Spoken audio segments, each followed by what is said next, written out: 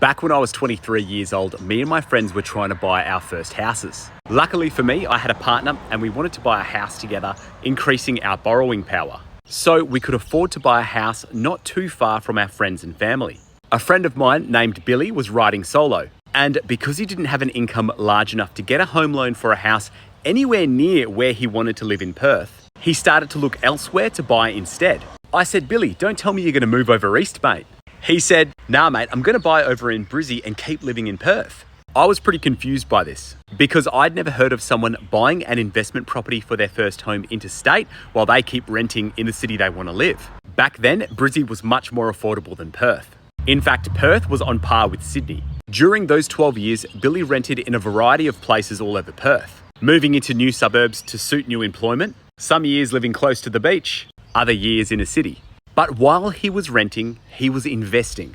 As his first property went up in value, he used the equity as a deposit to buy his next investment property, this time in Melbourne.